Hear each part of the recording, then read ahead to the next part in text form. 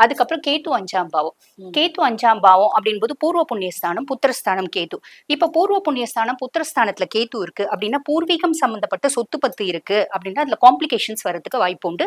இது இந்த 2026 வரைக்குமே தொடரும். முடியிற வரைக்குமே தொடரும். இப்ப இந்த ராகு கேது பயிற்சி வந்து பாத்தீங்கன்னா திருப்பி 12ஆம் மாசம் தான் நடக்குது. அது 2027ல தான் அதனோட ஒரு பலன்கள் அப்படின்றது வரும். அப்ப பூர்வீக சொத்து பத்து இருக்கு. நான் இப்ப கோர்ட்ல கேஸ் போடலாம்னு நினைக்கிறேன். கேஸ் போட்டு வாங்கலாம்னு நினைக்கிறேன். இந்த காலம் ஏத்த காலகட்டம் அல்ல அப்படின்னு சொல்லணும். அப்படியும் நான் வாங்கணும்னா உங்களோட சுய ஜாதகத்தை ஒரு முறை அனலைஸ் பண்ணிக்கணும்.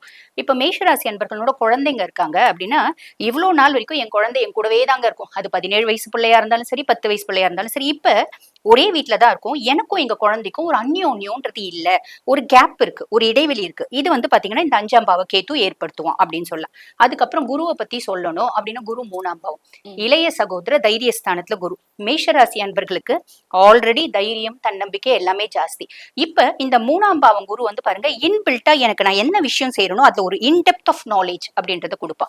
அப்ப என்னோட கான்பிடென்ட் லெவல் வேற மாதிரி இருக்கும் அப்படின்னு சொல்லலாம். இப்ப ஒரு இடத்துல நம்ம பேசுறோம் அப்படின்னா நமக்கு அந்த விஷயத்துல ஒரு தெளிவான ஒரு நாலேஜ் இருந்தாதான் நம்மளால அதை வந்து ரொம்ப கான்பிடென்ட்டா பேச முடியும் இல்லையா? மேஷத்துக்கு இன்பில்ட்டாவே அந்த கேரக்டர் இருக்கு. ஏன்னா ராசியாதிபதி செவ்வாயா இருந்தாலும் இந்த காலகட்டம் அவங்களோட தைரியமும் தன்னம்பிக்கையும் வேற லெவல்ல இருக்கும் அப்படின்னு சொல்லலாம். அவங்களோட ஆக்கப்பூர்வமான சிந்தனையும் எழுத்தாற்றலும் நிறைய இருக்கும். இந்த பக்கத்து வீடு, எதிர் வீடு, இந்த நெய்பர்ஸ் எல்லாம் ஓரளவுக்கு நல்ல ரிலேஷன்ஷிப் அப்படின்றத மெயின்டைன் பண்ணுவாங்க. டிராவல் பண்ணணும் அப்படின்னு விருப்பப்படுறவங்க இந்த கோயில், தீர்த்த யாத்திரை அந்த மாதிரி டிராவல் பண்றதுக்கு ஏதுவா இருக்கு அப்படின்னு சொல்லலாம்.